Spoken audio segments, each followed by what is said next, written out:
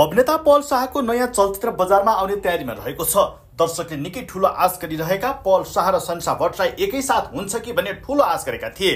तर यति बेला चलचित्र यानी मायाको लागि भने पल शाह र सन्सा भट्टराईको जोडी एकसाथ देख्न दर्शकले चाहिरहेका बीचमा पल शाहले भने गलत निर्णय गरेको धेरैले जिक्र गर्न थालेको छ।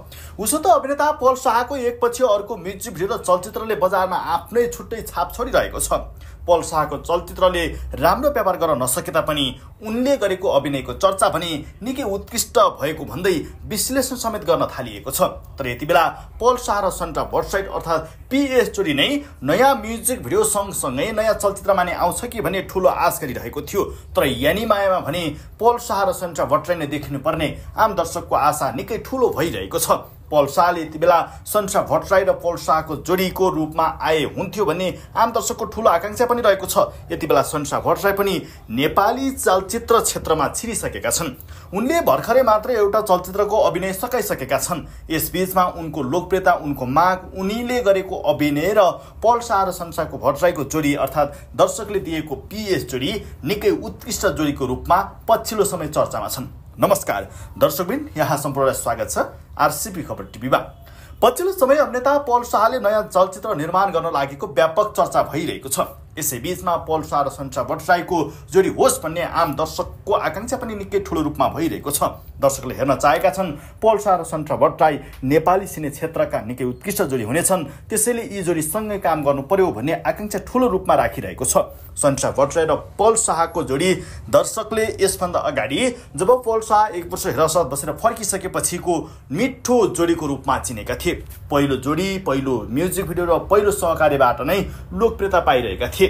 उसो सन्सा भट्टराई भर्खरै मात्र नेपाली चलचित्र म्युजिक भिडियोमा प्रवेश गरेका थिए। उनले यसभन्दा अगाडि केही समय अगाडिको निकै राम्रो गीतमा अभिनय विमल अधिकारीसँग गरेपछि उनको लोकप्रियता नेपाली क्षेत्रमा निकै बढ्न थालेको थियो। त्यसै बीचको फाइदा उठाउँदै पल शाहले भने आफ्नो पहिलो म्युजिक भिडियोमा काम गराएका थिए। पहिलो म्युजिक भिडियोबाट निकै राम्रो जोडी अर्थात् उपनामै पाएका थिए। पीएस जोडीको नामले चिनेका पल शाह र सन्सा भट्टराई एकसाथ चलचित्रमा आए हुन्थ्यो भन्ने आकांक्षा निकै ठूलो रूपमा रहेको थियो। सन्सा भट्टराई र पल शाहको जोडीलाई लोकप्रियता र शिखरमा पुर्याउनको लागि दर्शक आतुर थिए, तर त्यो काम भने हुन सकेको छैन। पल शाह र सन्सा भट्टराई एकैसाथ देखिन सक्ने सम्भावना चलचित्र यानी मायामा होस् भन्ने आकांक्षा दर्शकको निकै ठूलो छ, तर त्यो भने हुन नपाउने भएका छन्। पल शाहले सन्सा भट्टराई लिएर चलचित्र नबनाउने भएका छन्, उनले नयाँ मोडलसँग काम गर्ने भएका छन्। यानी माया आफ्नै होम प्रोडक्सनमा पल शाहले लगानी गरेर बनाउन लागेका हुन्। उनी यसभन्दा अगाडि मोडल, नायक हुँदै अब निर्माताको रूपमा समेत प्रवेश गर्न थालेका छन्। नेपाली म्युजिक भिडियोमा निकै नाम कमाएका र उत्कृष्ट गीत दिएका र पछिल्लो पुस्तामा लोकप्रिय नायक सँगसँगै अहिलेको हेर्ने हो भने उनले अभिनय गरेको गीत करोड क्लबमा पढ्न सफल भएको छ। अझै पनि कतिपय गीतहरू दर्शकको मनमनमा र ओठेमा झुन्नेको गीत पनि स्पष्ट रूपमा देखिएको छ।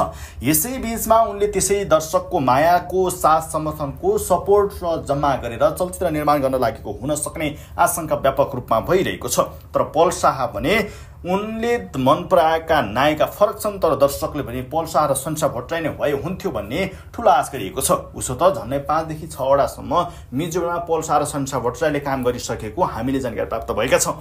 यति बेला हेर्ने हो भने पल शाह र सन्सा भट्टराई लामो समयदेखि एकै ठाउँमा आउन सकिरहेको छैन। पल र सनी शाहको जोडीलाई तपाईँ मन पराउनुहुन्छ कि हुन्न? पीएम जोडी पछिको उपनाम पीएस जोडी हो। पीएस जोडी चलचित्र यानी मायामा हुनुपर्छ कि हुनुहुन्न? तपाईँ तल कमेन्ट बक्समा कमेन्ट गर्नुहोला। हामी यस्तै नयाँ जानकारीको लागि फेरि पनि आउनेछौँ भिडियो लिएर। अहिलेको लागि यो भिडियो बारभित्र चाहन्छौँ। नमस्कार।